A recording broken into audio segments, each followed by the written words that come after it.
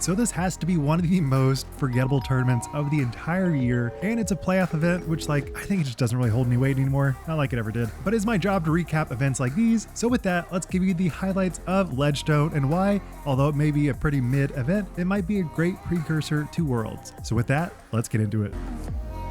And even though this event is pretty bad, we have some sponsorship responsibilities. So if you want to support me and help support this channel, be sure to go to powergripusa.com, get some brand new discs like the Halo Rolo, probably one of the most insane discs to actually own, or honestly a super sick World's Wraith, or pick up one of Scott's brand new lineup that looks pretty epic. So if you want to get great discs like these and save 10% off your order, use code WildRuns10 at checkout. All right, so on to FPO. It was pretty much a done deal before the final round even started. There was moments where you thought Holyn might choke, but for the most part, it was basically just a runaway where Holyn was leading by 5 or more strokes, besides one blip on hole 6 where it looked like Hailey was actually going to potentially gain some strokes, but then Hailey's drive just hits the wall, barely misses inbounds, and goes right into the water. So instead of Hailey gaining a stroke, she actually gets a bogey, and Holyn cards the birdie. So after this point, it was pretty clear that unless Holyn just has a total meltdown, which we have seen her do many times throughout this entire season, that it would probably be a runaway win. And spoiler alert, that is exactly what happened, because Hailey just could never get any momentum. She would get a lot of birdies and then card bogeys, and then finishes out the rest of her round going birdie, bogey, and par. And although it looked like she was probably going to be the favorite for second place, she actually ties Fajkus for second place, who just had one of the most electric and fun to watch rounds in round 3 and 4. If you have not seen how amazing Fajkus is at putting, she truly is astounding. And if you remember 2021 Worlds, she was incredibly strong on the putting back then. So while I definitely don't think anybody's putting Fajkus for their Worlds top picks, there is potential where she is kind of getting in that flow of momentum, and she maybe will get a chance to take down Worlds, but unlikely. But she finishes her final round at 8 under, tying 5 other people for the hot round, and one of those was Holyn Handley. And with a great performance last year, we kind of expect that she was probably going to be feeling it as long as she could stay consistent on this course, which it might be one of the easiest to play consistent and not have any crazy bogeys. But overall, while her score was very, very strong, with about a 7.5 under every single round, putting her 7 strokes above second place, this was definitely not an error-free Holyn Handley. There were still major mistakes, like 4 OBs in round 1, 2 OBs in round 2, but with so many birdies on the front 9 basically every single round, and an eagle in round 3, it was all up to her to just not allow any part of her game to fumble, and she did that so well. And I'm sure her motto throughout the entire event was obviously this: so clutch, you're so clutch, and just over and over and over again. And here's what she had to say. Oh, I feel great, so much less stressful than the last one.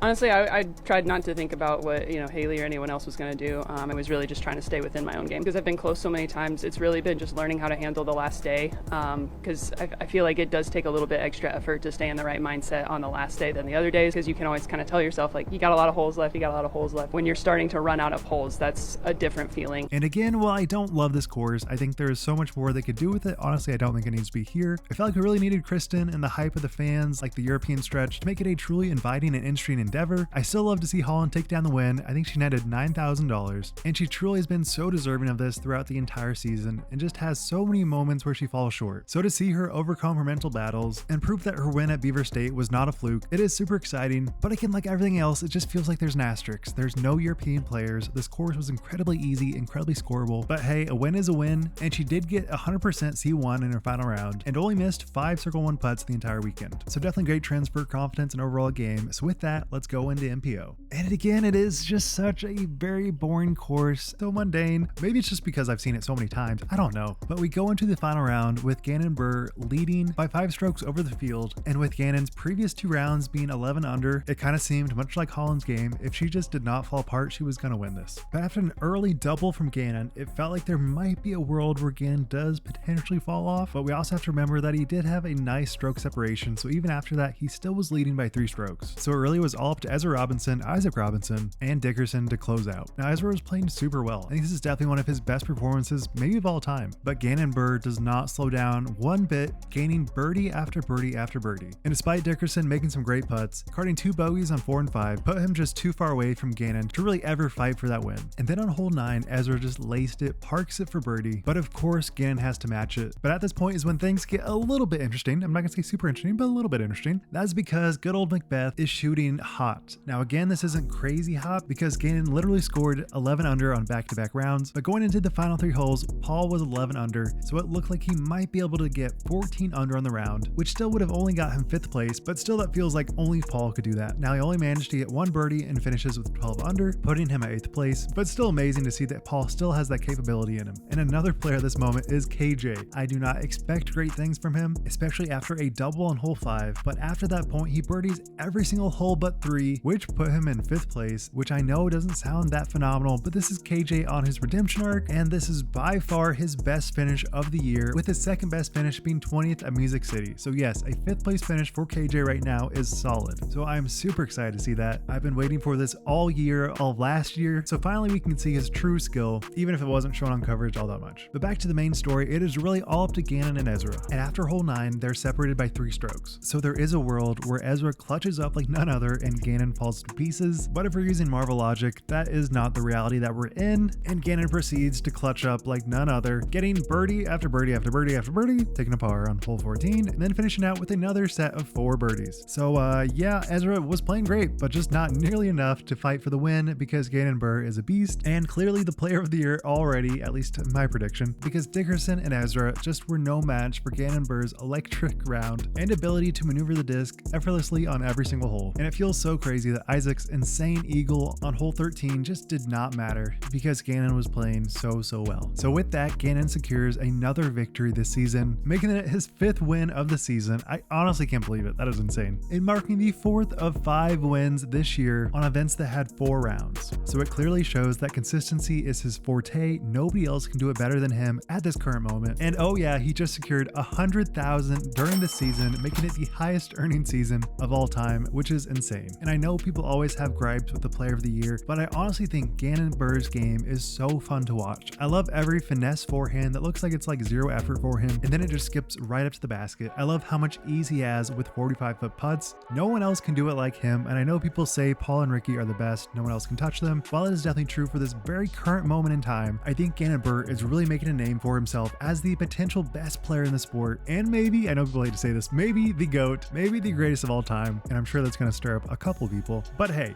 he's only 18, 19 I think, and he still has decades more to play disc golf if he chooses to. He's probably going to get burned out around like 30, but as of right now, no one else can touch Gannon, and he is playing some of the best disc golf we have ever seen. Even if it is on courses that don't really excite people, it is awesome to watch. So here's what he had to say. I think this is a very challenging course to win at.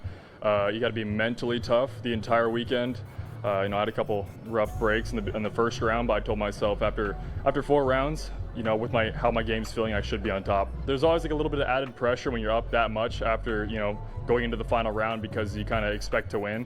Having pressure from Ezra, from Kyle, from Isaac early on, and it kind of woke me up and got me back into a zone where I needed to be. So with that, what did you guys think about this event? Did you even watch a single minute of it? I'd love to know your true answers. And be sure to go to powergripusa.com and pick up some great discs using code WildRuns10 at checkout to save 10% off your order. Thank you guys so much for watching, and be sure to subscribe. I really appreciate all the support, and I will be making a lot of content going up to Worlds, so you do not want to miss that. So with that, WildRuns signing out. Peace.